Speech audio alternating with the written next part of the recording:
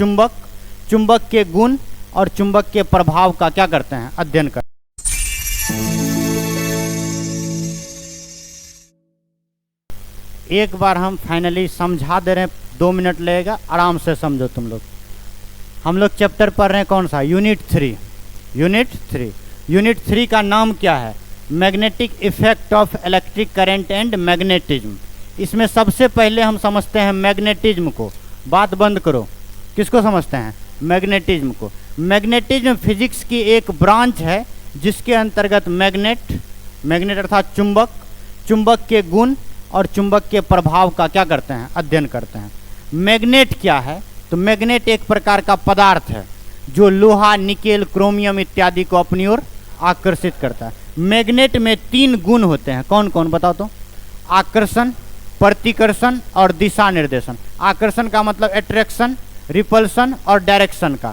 जब मैग्नेट को हम स्वतंत्रता पूर्वक लटकाते हैं तो वह हमेशा उत्तर और दक्षिण दिशा में संकेत करता है, उत्तर और दक्षिण दिशा में संकेत करता है। तो मैग्नेटिज्म फिजिक्स की एक ब्रांच है जिसके अंतर्गत मैग्नेट के गुण, मैग्नेट के प्रभाव का अध्ययन करता है। लेकिन इसमें विद्युत धारा का चुंबकीय प्रभाव है, तो इस चैप्टर में हमको समझना है कि जब किसी चालक तार में विद्युत धारा प्रवाहित की जाती है अर्थात करंट फ्लो किया जाता है, तो इसके विपरीत दिशा में किसकी उत्पत्ति होती है, चुंबकीय क्षेत्र की उत्पत्ति होती है। अब हम समझते हैं चुंबकीय क्षेत्र क्या है, मैग्नेटिक फील्ड क्या है।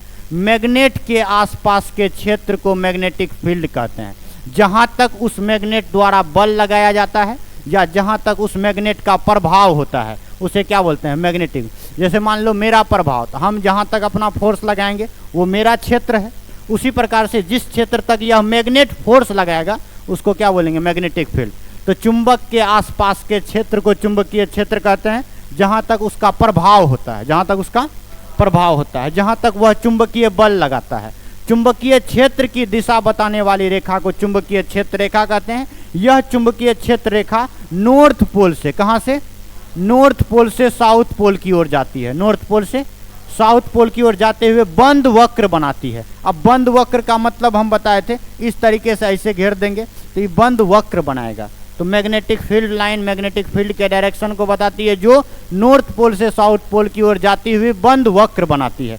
एक होता है मैग्नेटिक नीडल, चुंबकीय सुई। मैग्नेटिक फील्ड के डायरेक्शन को बताने के लिए जिसका प्रयोग करते हैं उसको बोलते हैं मैग्नेटिक नीडल। जैसे ये सभी क्या है, मैग्नेटिक नीडल। तो इसमें कन्फ्यूजन ये होता है कि इधर लगता है उत्तर, इधर दक्षिण, और इधर पश्चिम, इधर पूरब। लेकिन डायरेक्शन जो होता है वो किधर होता है, इधर उत्तर होता है, नीचे दक्षिण, इधर पूरब और इधर पश्चिम। तो अगर हम इसको इस तरीके से मानेंगे तो ये कौन सा डायरेक्शन है, उत्तर, और ये दक्षिण, और ये पूरब, और ये पश्चिम, यही डायरेक्शन काम होता है। तो मैग्नेट का जो मैग्नेटिक कंपास होता है या मैग्नेटिक नीडल होता है, चुंबकीय सुई, यह डायरेक्शन को बताता है।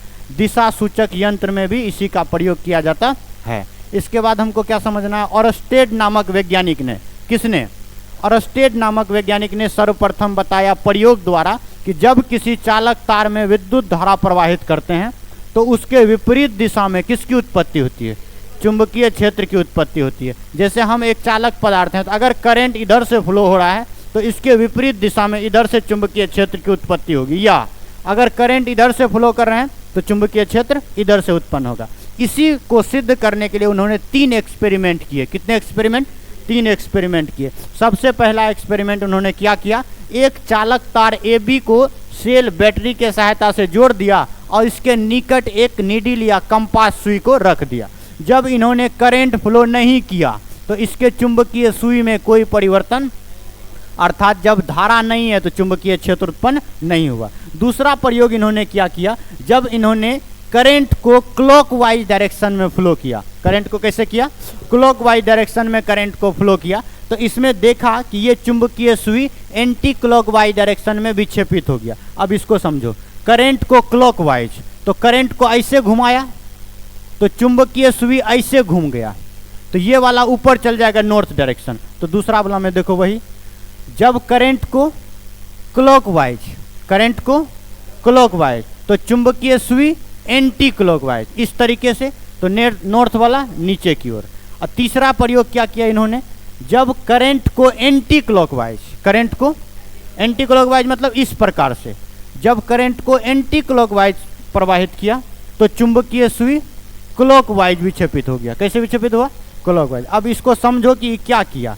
इन्होंने क्या कहा, ये मान के चलो ये कंपास सुई है, पहले स्थिति में करंट फ्लो नहीं किया तो चुंबकीय सुई में कोई परिवर्तन नहीं हुआ। दूसरे स्थिति में करंट फ्लो ऐसे किया, करंट फ्लो ऐसे किया, क्लॉकवाइज किया, तो चुंबकीय सुई ऐसे विक्षेपित होगा।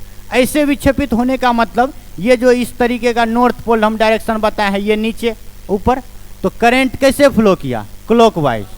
तो चुंबकीय सुई कैसे विक्षेपित हो गया? Anti clockwise. तीसरा प्रयोग इन्होंने क्या किया?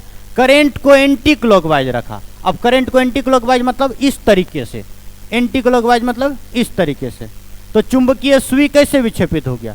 क्लॉकवाइज। अब इसको ऐसे विक्षेपित करेंगे तो ऊपर ये वाला नॉर्थ हो जाएगा और ये साउथ। तो इससे जो निष्कर्ष प्राप्त हुआ, क्या प्राप्त हुआ देखो, अरस्टेट के प्रयोग से निष्कर्ष प्राप्त हुआ, जब किसी चालक तार में हम विद्युत धारा प्रवाहित नहीं करते हैं, जब किसी चालक तार में विद्युत धारा प्रवाहित नहीं करते हैं तो उसमें चुंबकीय क्षेत्र की उत्पत्ति नहीं होती है, चुंबकीय सुई में कोई परिवर्तन नहीं होता। जब हम चुंबकीय धारा जो है क्लॉकवाइज प्रवाहित करते हैं तो चुंबकीय सुई एंटी क्लॉकवाइज विक्षेपित हो जाती है। जब हम करंट जो है कि एंटी क्लॉकवाइज विक्षेपित करते हैं तो चुंबकीय सुई जो है क्लॉकवाइज विक्षेपित हो जाती है, अर्थात धारा के विपरीत दिशा में चुंबकीय क्षेत्र की उत्पत्ति होती है। तो मान के चलो ये चालक तार है, इसमें अगर करंट नहीं है तो चुंबकीय क्षेत्र नहीं है। अगर इसमें करंट इस डायरेक्शन में है तो चुंबकीय क्षेत्र इस डायरेक्शन में है। अगर करंट इस डायरेक्शन में है तो चुंबकीय क्षेत्र इसके विपरीत इस डायरेक्शन में है कि नहीं है? तो इससे यही तो क्लियर हो रहा है, धारा के विपरीत दिशा में किसकी उत्पत्ति हो रही है?